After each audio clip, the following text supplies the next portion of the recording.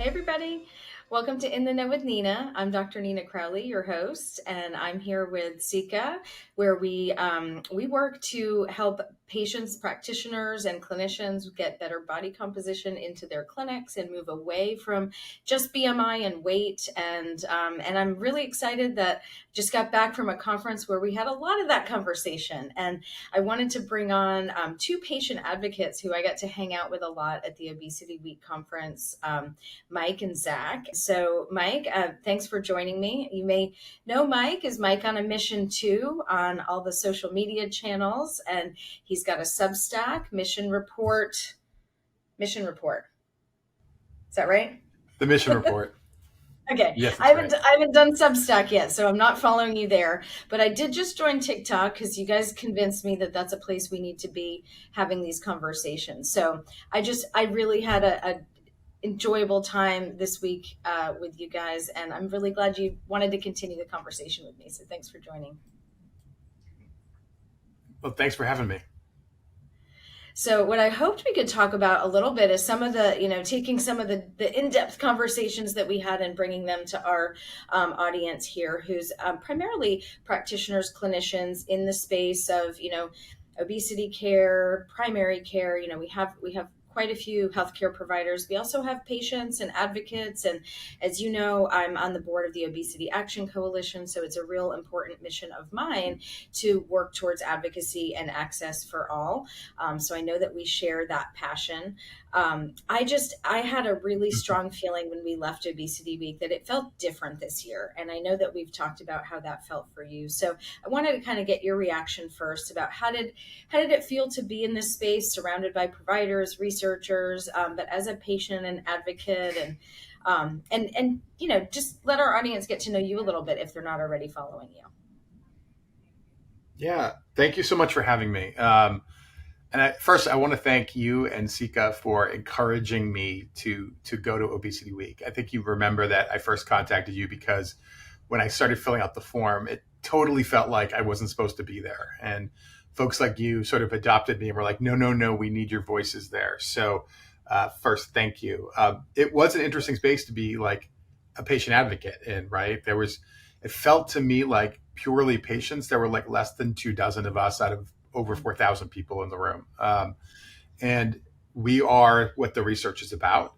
And so we're sort of where the rubber meets the road, right? Like it's really what I found most interesting were the moments where we engaged in conversations with people who had done research and then they re-engaged back with us. I had one amazing conversation with, I think it was Dr. Mitch Bierman out of San Diego about a study he was doing.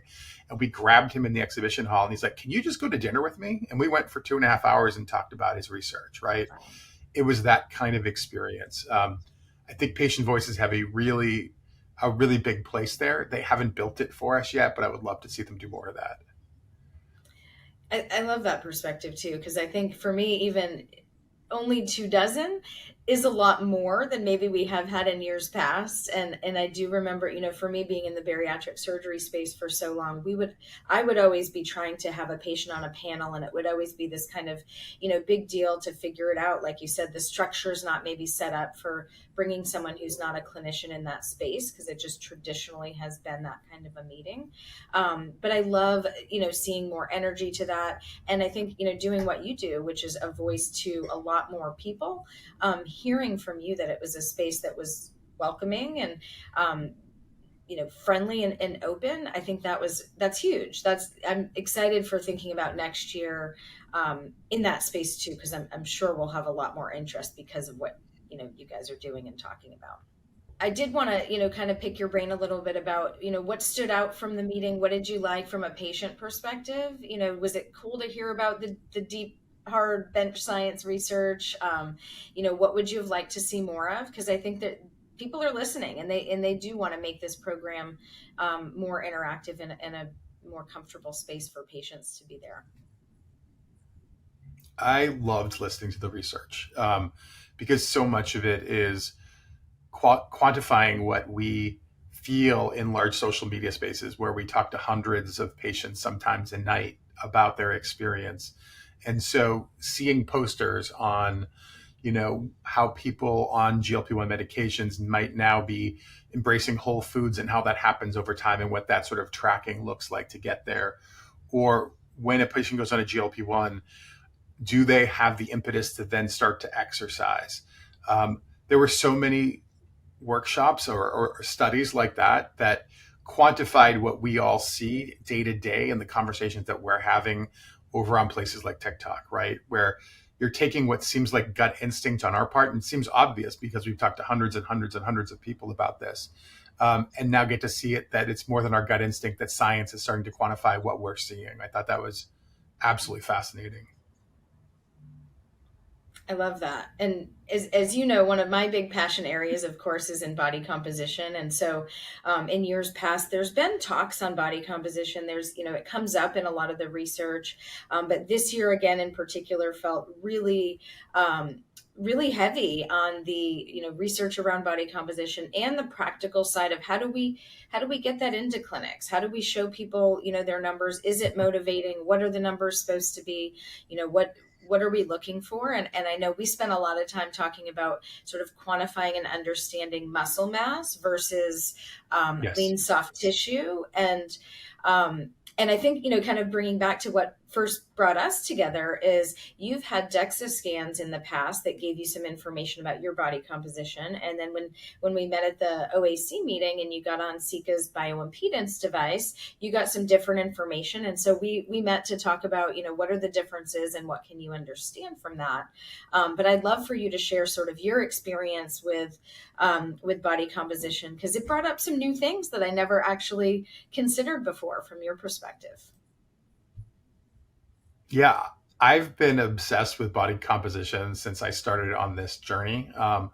There were two sort of moments that I think woke me up to it. And I've always wanted to maintain my muscle. I knew I was carrying a decent amount of muscle because I've carried a lot of weight on my body. So I've been literally carrying weights around on a regular basis. And I'm 52 years old. My goal isn't to look like, a supermodel. My goal is to be able to walk up the stairs and carry my groceries at 85 years old, right? And so when I first started, I couldn't get a good body comp. DEXA, I started at 372 pounds. And, I'm not alone. There's lots of people starting the journeys on GLP-1s or with bariatric surgery at that level. And I couldn't get either InBody or DEXA to work for me. I actually went and bought an InBody scale. I didn't know that. And so I had to get down to, I think it was 330 pounds in order for my InBody personal scale to work. And even then, when I got on it, my thighs were still too large in order to actually do the stance to get consistent data. And I kept waiting to get below the line for DEXA. And when I finally got to a DEXA scan, it was about 6 months in. And I think I was at 317 pounds at that point. And still they had to bind my body so that my elbows were as tight as possible, and they still didn't all make it in, and my feet had to be bound, and you have to lay there for 8 minutes completely still while you're like tied up like a mummy. And so I really enjoyed my Seca scan for the first time, right? It was actually freeing to be in a space where I could just stand there at any weight and get it. And I wish I found it sooner. Oh, I love that. I think it's so interesting to think, we say, oh, it's just easy, lay there for 8 minutes, right? But that's a long time to be laying there in that position. I did not know that they bound your arms. So that was really new information for me. And again, as someone who I used to run a bariatric program, and we were all about making sure everything in our environment made sense for the patients that were coming there. The chairs were comfortable and didn't look out of place. The scales had the weight limit, so no one had to even ask that question of, do I fit? Is it going to work? Am I going to, tip it over? Is it stable? Can it hold me? I mean, all of that. So this is definitely something that I'm extremely passionate about. And it's really important, especially in that early phase of your journey, to know what's happening with your body composition, right? So now you're forever wondering what happened from 372 to 317 in the muscle realm, in the adipose tissue realm. And so I think without without questioning that, it's nice to be able to have something that can be done in the clinic. You don't have to go off site.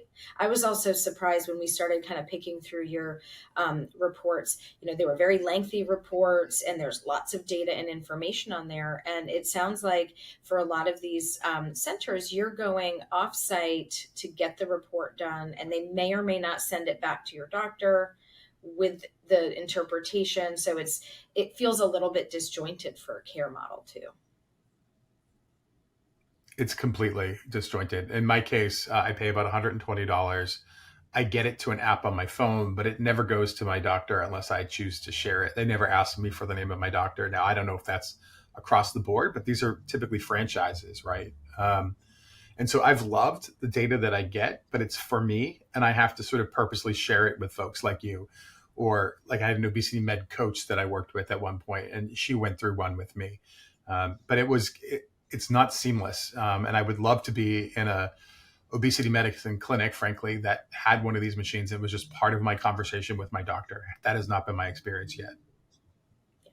And the interpretation part, it varies greatly, right? So, sometimes they have someone, I think I can talk more with Zach, but I think he was telling me you can pay to have it interpreted or not. And so, again, if you're getting the money to pay the 120 and you don't want to pay additional for interpretation, I can see a situation where people are opting out of that. And then who's explaining that to you? Are they on the medical team? And so there's a lot of pieces there that make me feel good about the way that, we've been positioned in a clinic. My job really is to teach the providers to be able to understand the parameters and talk about them. So I think from a flow and environment perspective, there's some definite ways we can get that done better. And then another big part of it is really understanding the accuracy and what the numbers are and what they mean, because there's a lot of terms out there that are confusing. And this is, again, we listened to a talk with Dr. Grant Tinsley, who's a real, expert in the area of body composition research. He did an amazing job sort of breaking it down by the compartment of the body. What is the different, molecular model versus the tissue model, and being able to talk about which methods assess those parts of the body and what they can and can't tell us. I do feel like there's lots out there, and every day there's more and more home devices, being put out there for people to measure at home. And I think that's always a first line. People say, well, yes, that would be the best, right? We can talk another time Absolutely. maybe about that. But I'd love to hear too, it maybe without me explaining it, like, what was your interpretation after we had a conversation around the differences between what the DEXA versus what Seca's BIA device told you? I'm putting you on the spot. So what I loved about seca is the amount of data I have around the muscle distribution in the body, right? It's not just a sense of like, in your arms, you have this. It's actually your left side, your right side. There's a lot of good data, and there's a lot of good data about soft muscle tissue. I think that's what we call it, right? It's much more detailed than just this is your cartilage and this is what all this is, and it's not fat. It's a much more detailed picture of the actual muscle and the quality of the muscle. That's been my interpretation of it anyways.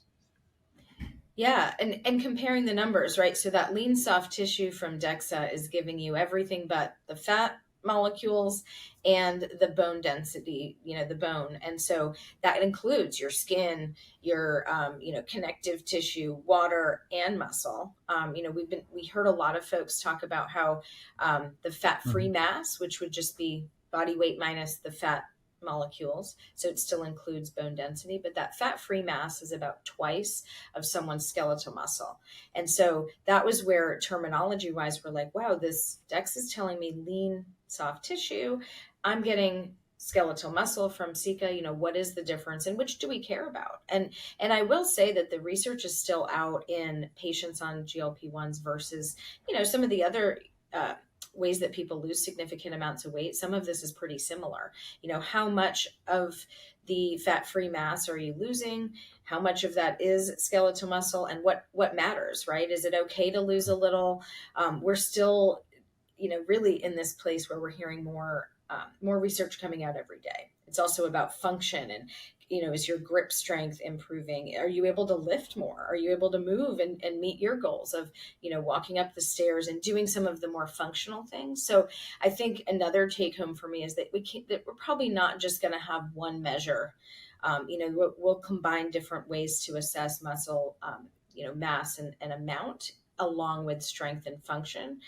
Um, but that difference between lean soft tissue, fat-free mass, and then skeletal muscle is important.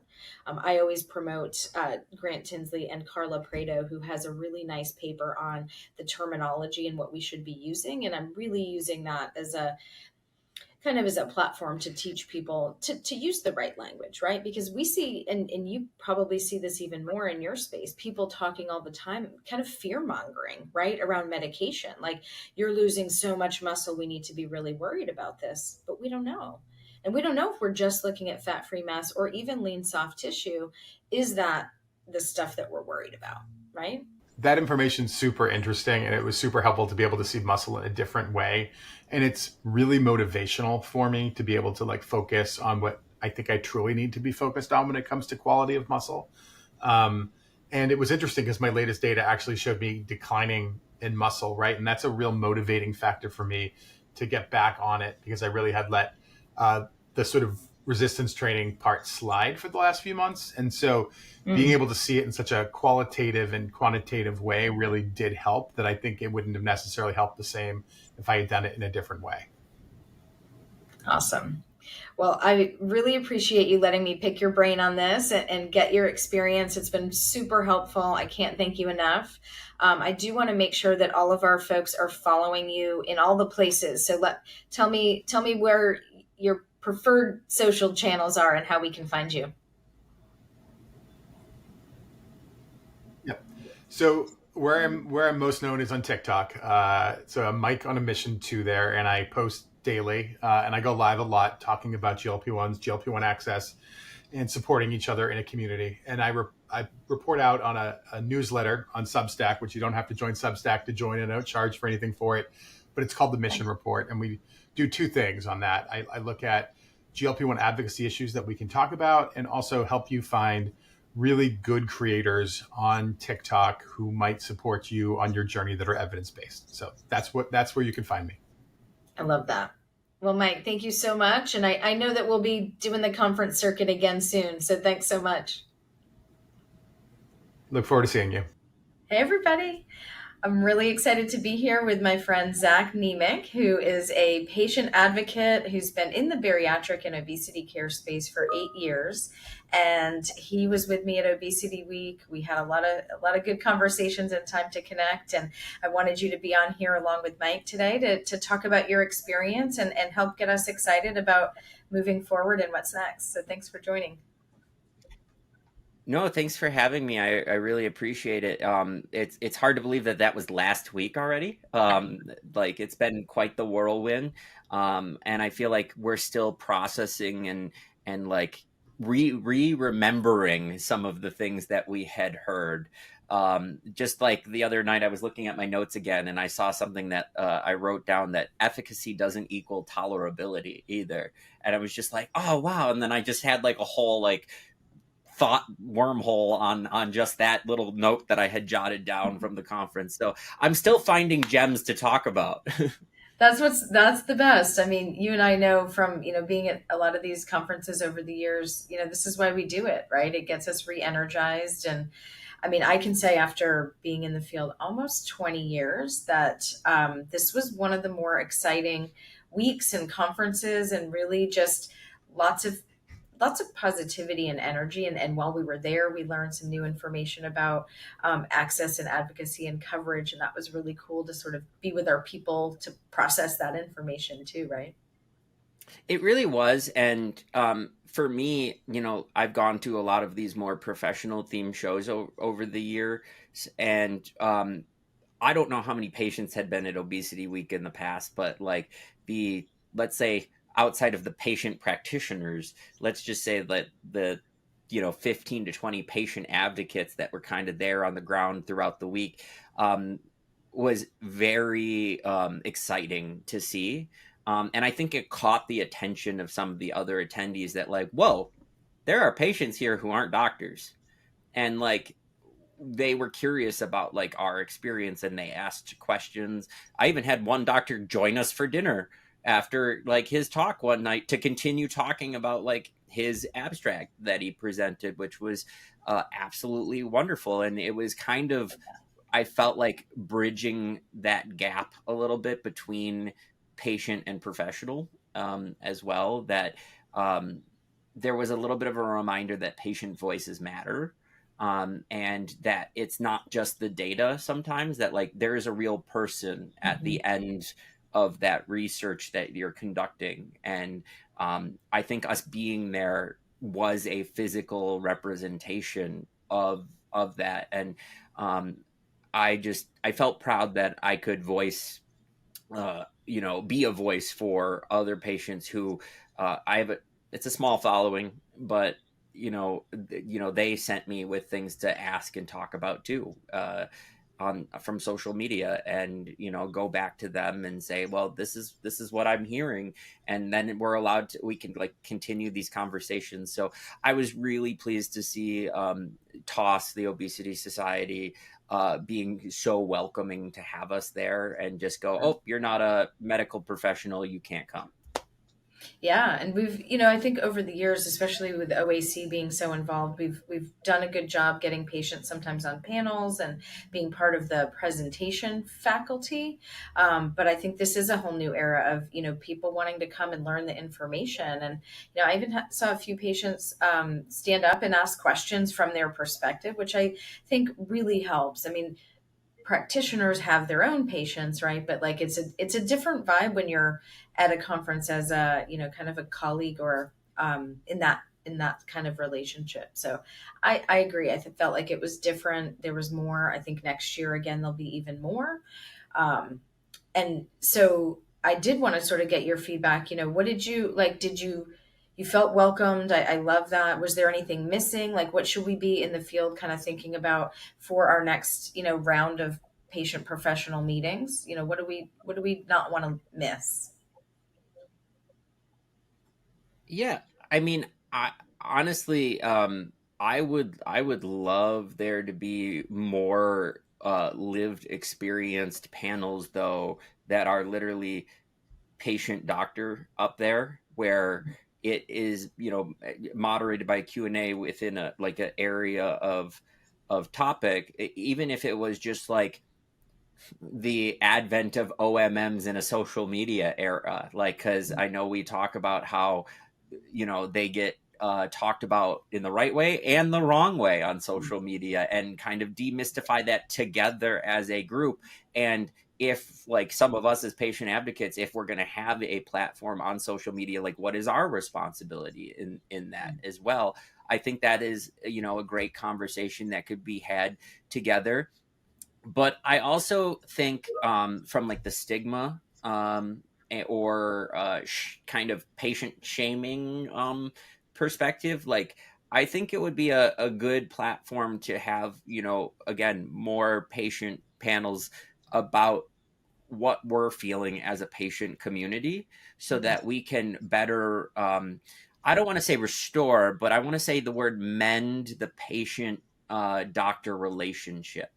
um, I think the kind of era that we've been in, and I don't put it on a fault of a medical professional that we've gotten here. I think the COVID era kind of goofed a lot of things up, because we went very hard one way into telemedicine, and there's nothing wrong with telemedicine either, but a lot of places went into volume of patients being the focus, and patient centric care is where we win. And I think if we can continue to remind people of that, and um, a lot of people who have lived with obesity um, feel dismissed even by their medical provider, and still do to this day. And I think we need to continue to get better with that. I think we're better as we are, because patient centric language is coming out. But as we've learned, at these conferences through people like Dr. Robin Pashby, or Dr. Paul Davidson, who wasn't at this one, but he was at OAC. Stigma and bias very much still exist, and I think patients really want to crack through that, and that exists not just for GLP-1 patients, but bariatric patients as well. It's any of us that are living with the disease of obesity, living in these larger bodies. You know, many of us heard have you tried to move more and eat less? I posted a TikTok that said obesity is more than calories in and calories out, which is obviously a bit of a simplification on that front, but I'm not discrediting that calories in and calorie out is a part of, you know, managing it. But from the perspective of it's a disease, it's time to recognize that it is a disease, and our disease state affects our ability to manage these other things that allow us to live this healthy life. So, you know, just getting people to that understanding, because I actually had a dietitian comment on that video, and I was really disappointed in the comment. It was like, oh, so you figured out a way to defy the laws of thermodynamics? Oh, And wow.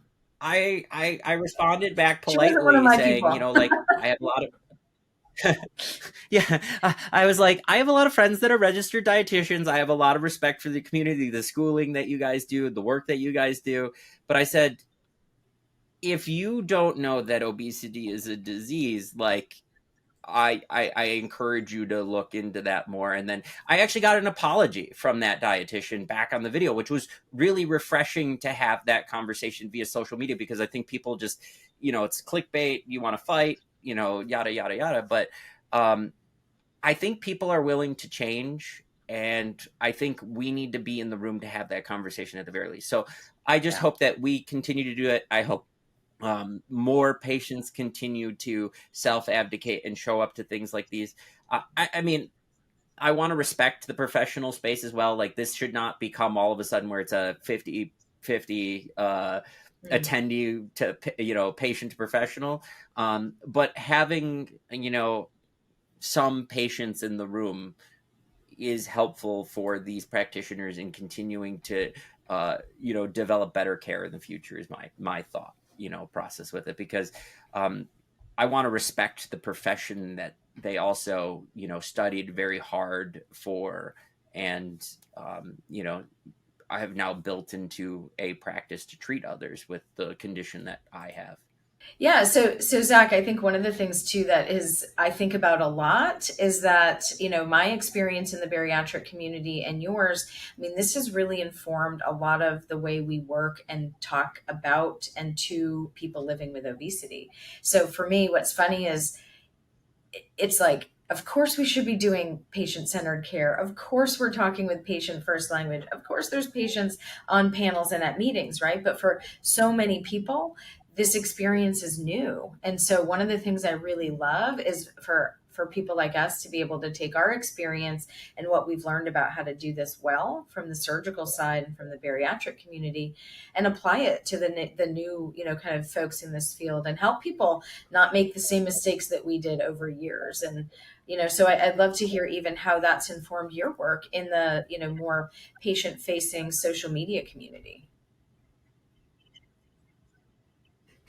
Well, I think the biggest thing is I'm constantly finding myself saying it's not bariatrics versus GLP-1. It is bariatrics and GLP-1, and trying to educate patients that we need every modal of treatment for the actual disease of obesity. I know surgery can be scary. I went through it. I've had two bariatric, actual bariatric procedures, one revision, as well as I had a Lynx device put in. My path in that space has not been easy from a patient side of things. And often people say, how are you so positive about it? And first of all, what else am I supposed to do? Like, I have a disease, I want to fight it. Like, like that's where I've gotten here. It's definitely, though, really informed where I was with the GLP experience. And I'll be honest, on the GLP experience, I had a liver doctor because I had advanced non-alcoholic fatty liver disease. And I've got that diagnosis about 4 or 5 months into my GLP-1 treatment. And, she sat me down and said, listen, um, I think you should probably go back to bariatrics and maybe consider a bypass at this point. But she goes, at the same time, why not also see how far you can ride the medication out and then can like get your consults for that if we still are dealing with the liver sickness and these other comorbidities that we need to work to resolve for your condition. And quite honestly, I didn't have to go back to a bariatric center this time. Would I have? Absolutely. I still fully believe that metabolic surgery has a place in this community. The data even suggests that it has longer, better long-term outcomes currently still. But I think what we're going to be talking a lot about more in the future is, again, this togetherness, where every tool in the toolbox is going to be used with patients to customize a personal treatment plan for them. And that might still involve surgery. It might not. It might involve a GLP-1. It might not. So I think it's really important to have these conversations because just like surgery, even though surgery doesn't have a unified metric for what a non-responder is, there are non-responder data and a more unified definition of what that is amongst these OMM obesity management medications that are out. And the very last day of Obesity Week, there was a presentation by a doctor from Stanford program, their metabolic surgery, which they now call lifestyle and weight management, and it sounded like endocrinology and weight management have all come together. And he said that patients don't fail treatments, treatments fail patients, and that it's up to them to go. Don't tell the patient that they're a failure. It's up to them that we have to tell you that we need to find another treatment option for you. And I think we're really at that time where it's so exciting because, as we learned too, there are so many of these GLP-1, GIP, glucagon, or amylin agonists, all these different things, or some of them aren't actually GLP-1, they're monoclonal antibodies. They're all in development. The data is promising right now. We know that some of the drug makers are going to be filing for different versions, new drugs to come to the market here soon for patients. I just think it's a really exciting time because we can treat more patients, and what might not be working for someone now, one of these other things might be working for their phenotype of obesity. And I think surgery may still play a part for a lot of these patients. And for me personally, the bariatric experience helped me a lot with the nutrition piece of this. There's a lot of nutrition coaching for a lot of bariatric patients. And now I've been fortunate enough to be in the side of it where I've been, exposed to a lot of dietitians or folks who helped write nutritional guidelines for bariatric patients over the years, and get to see how that side has evolved from Flintstone vitamins to a specific product for these patients to make sure that they don't become deficient. I think I asked a researcher after a panel the other night, are nutritional deficiencies really being looked at in your clinical data? And she goes, barely. We're just starting. And she's like saying, even from a macronutrient or micronutrient, they're not really including that in the data to find out if patients are actually getting everything they need, and it's not part of their adverse nausea or vomiting things that they're tracking with it. And then I suggested that they did, because I think at some point we're going to have unilateral guidelines for those patients. They might be completely different than a metabolic and bariatric surgery patient, but um, when we take in less food, odds are there increases our chance of becoming deficient in something. Yeah, It's just there's kind of where we're at because of food quality in the U.S. And around the world. So um, that's really been a big piece. And I know you want to ask about like movement and exercise and everything. And I just say on the note of bariatrics, we talk about something called transfer addiction a lot. Like moving from food to something else. I think mine has gone to the gym, so that's where I think I've gone with that. Yeah, that happens. I mean, I think just to comment too on something you said, I think the big piece in bariatric surgery and metabolic surgery in that area that we've learned is that the comprehensive care approach is really, strong. And that's been a part of the guidelines and the pathways for bariatrics for a while. And so that's why you have these, embedded dietitians and people that are my colleagues who we've been doing this for a long time and know how to work with people from a behavioral perspective, from an understanding the human and all of that. And so I do see that as a big area where we can lend that experience to programs so that we don't have places that are simply giving someone a medication without the support or the individualization that they need. I mean, there's some people who may not need as much as others, and unless you're fully fleshing that out and figuring out how to treat that individual within the care team, then I don't think we're doing a service to just give someone the biological piece if they need more. And Yeah. yet there are some people who that may be all they need. We've just got to sort of do that assessment. And so, yeah, I do think your exercise story is interesting. And I think the other piece I wanted to just, hear you share some of the conversations that we've had is around body composition. So that's been a part of your journey along the way with surgery, with being in the community, now with medication. You've tried a couple different devices.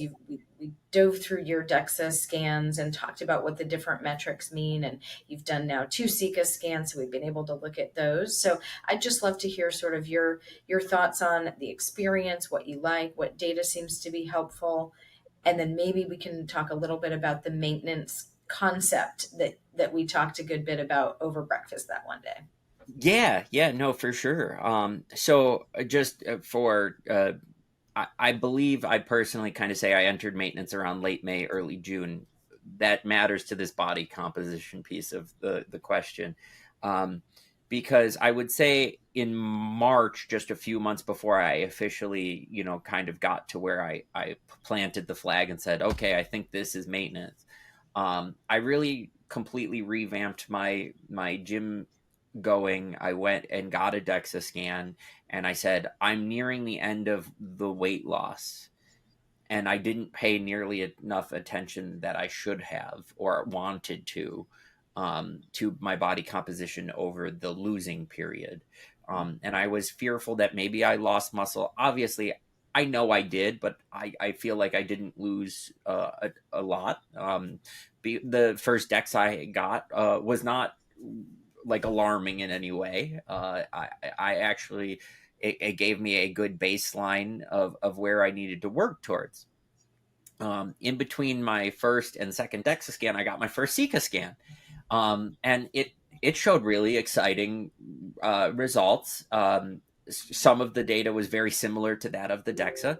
There was one number though that was like, oh, I don't know. Like I was like, could it really be that different than my DEXA or whatever at that point? And that was the body fat percentage or fat mass between the two um, scans. But then I got another DEXA scan in September, about 2 months after that seca scan, and the tech before like I even like knew what the data was, he was like, "This is an incredible transformation." And he's like, "Where do you think you're at?"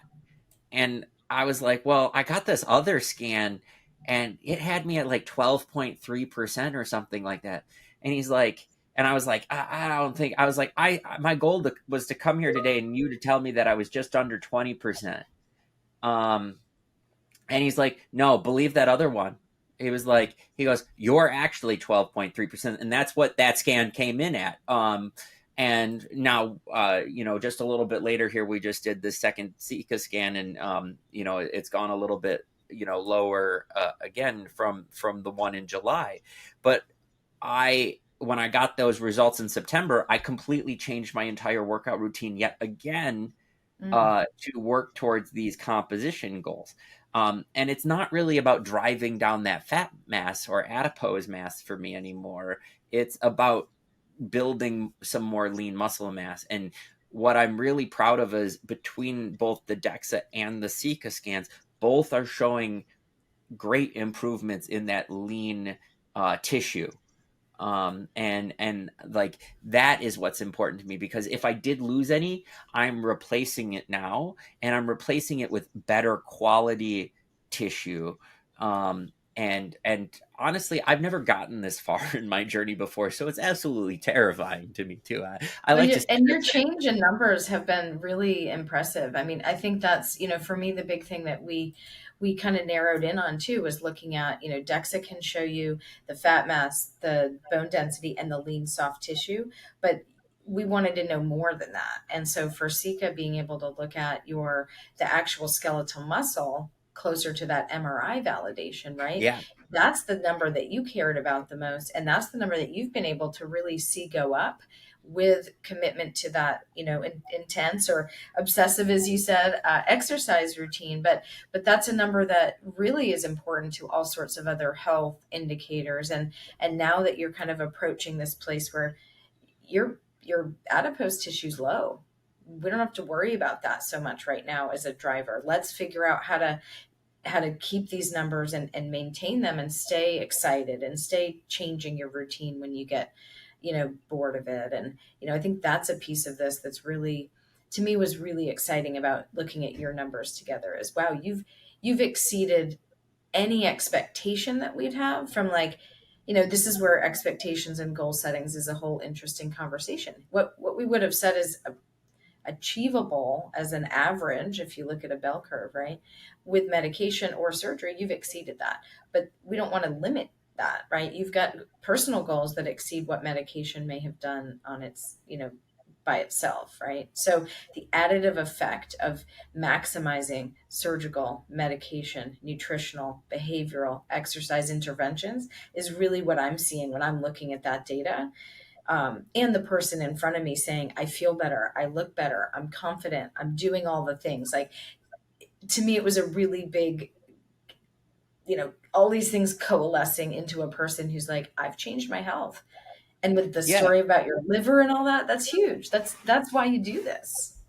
Well, quite honestly, I think for me, it was like, we read things, we understand things, we take them on as knowledge, but until we see it in practice, though, too, what we might believe, we might not fully believe until we see it, type of deal. And what I've had to learn and accept myself is I feel like I'm at this period where it's actually a learning of when the body is in the condition that it was always meant to be, metabolically healthy and functioning, just how much your body unlocks for you in order to do things, and the body's ability to heal and do things.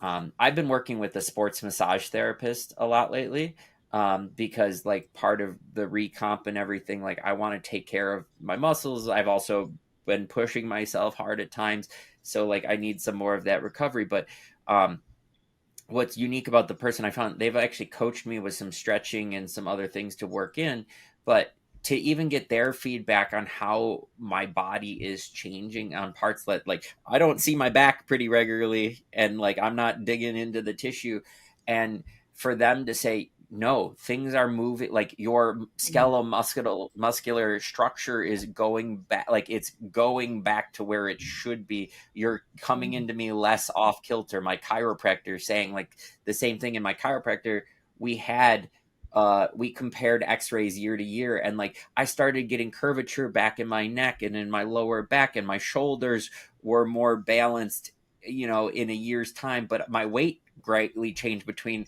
last June and this June when we did them again. And I'm so excited to see that again. So it's like, it's, I think what drove me to our next part of what you wanted to talk about, and I know we're wrapping up here, is there are so many metrics beyond the number on the scale, and that is why I got to this maintenance place and this thinking that I have with maintenance now.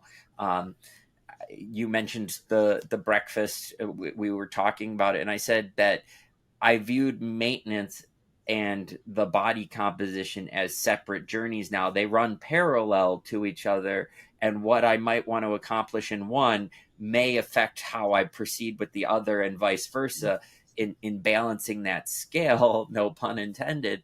But the maintenance portion is really, for me, staying within that identified healthy weight range that I've set for myself, that may fluctuate because I'm putting out muscle mass on now. So that might affect what that range actually looks like on the other side. But that side is about keeping my disease of obesity in remission, or a remissed state, maintenance, where it doesn't relapse, remit, and I, get some of these comorbidities back or start to feel bad. That is how I view maintenance now. It is not active weight loss. It is keeping the condition at bay at this point.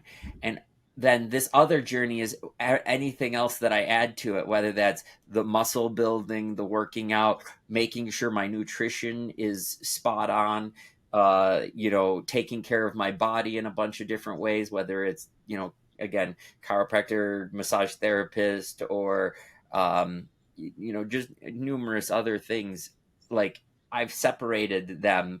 But they're still very much connected, but I think I needed to separate it because the separation, I don't weigh myself frequently anymore. During the whole active weight loss phase, I was an everyday person. I had to break up with the scale because it's not the end all be all. It is in a way that, like, it will be an indicator for me if all of a sudden, like, every time I weigh myself, I'm start going up 5 pounds. Well, I might have to reassess everything that's going on the other side. And is that really a bad thing that's happening? Or is that more that I'm building so much lean muscle at that point? But I now weigh myself like once every 3 to 4 weeks, and I've been staying within the same 10-pound range that I've set for myself. With my primary care doctor, we set a goal range, not a singular number. We set a 10-pound range, with the target in the middle being roughly where to hover. And, sometimes I'm above it, sometimes I'm at the low end of it. But, like, I've been staying in that range. And, like, to me, that means maintenance is currently still being achieved, and my labs and everything are still coming in great. I've not had like a liver enzyme spike or something like that. You have a much more neutral relationship with that number. That's also what I'm hearing, is you're able to put it in its place and say, here I love the way you just phrased that. It's in a range, there's a target, but you're not obsessing, you're not overthinking. You're like, this is a piece of data. And that's, I think, a real goal for a lot of patients is, to be able to have that kind of relationship with that neutral piece of information and use your energy elsewhere. Yeah, well, my seca scans, my x-rays, the feedback that I've gotten from my massage therapist, like all of those things, or working with my dietitian, like all of that feedback is far more heavier weighted average now for me than the tile on the floor that I step on every so often. Like, that is now showing me that I'm achieving all the goals beyond where I've ever gotten before, like you mentioned. And we joke around, we hear about mindset shifts and changing your mindset. Well, I did it, and I had a great experience with a mindset shift. So I think I would encourage others to like assess what maintenance actually means for them, and then carry that journey out the way that with their work with their providers on that to make that journey manageable for them, because I think sometimes people feel like they bite off too much and then they just get nowhere. So make it a manageable journey for you, if I had a final thought on that. Listen, this has been an amazing conversation. I loved the time we spent together. I know now we'll stay connected and go to these meetings in the future together. So I really appreciate all your insights. And if we want to stay connected with you, what's the best way to follow you, Zach? Yeah, so I am available on TikTok. That's where I post mostly, at Lucky, LUCKY_fins, FINZ. It's the same on Instagram, or if you are more in the professional space, on LinkedIn, it's Zachary Niemiec, ZACHARYNIEMIEC, and you should see this mug there on any of those platforms, and you'll know it's me. So, Amazing. thanks for having me, Nina. Thank you. We'll keep this conversation going. Thanks so much for being here. Absolutely. Bye.